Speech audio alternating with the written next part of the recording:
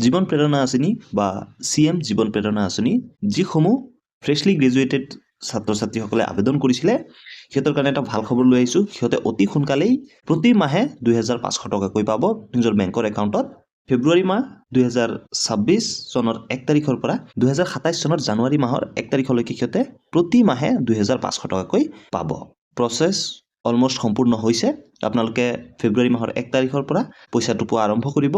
আপোনালোক সিলেক্ট হৈছে নে নাই সেইটো কেনেকৈ জানিব তাৰ ভিডিঅ' মই নেক্সট ভিডিঅ'ত লৈ আনিম। কিন্তু তাৰ আগতে এই গুড নিউজটো আপোনালোকক শুনাই দিওঁ যে আমাৰ মুখ্যমন্ত্ৰী হিমন্ত বিশ্ব শৰ্মা ছাৰে কি ক'লে এই সন্দৰ্ভত। এনেকুৱা আপডেটবিলাক পাই থাকিবলৈ চেনেলটো ছাবস্ক্ৰাইব কৰিবলৈ নাপাহৰিব।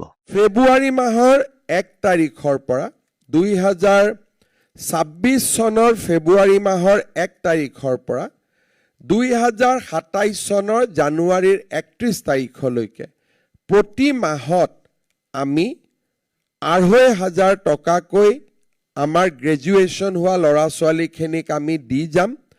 আৰু অহা বছৰ সেই ধৰণে যিটো নতুন বেটছ পাছ কৰিব 2026ত আমি তেওঁলোকক দিম।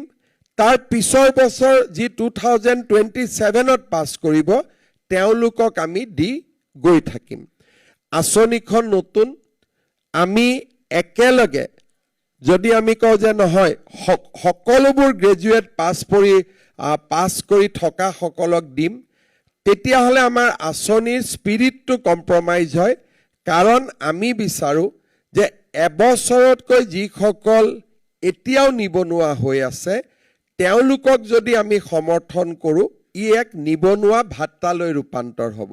ইয়াক আমি আনএমপ্লয়মেণ্ট এলাউন্স হিচাপে দিব খোজা নাই। ইয়াক আমি এটা incentive to do something good for the society, to grab the opportunity, আমি ইয়াক এটা ইনচেন্টিভ দিব খুজিছোঁ which is distinct from unemployment allowance.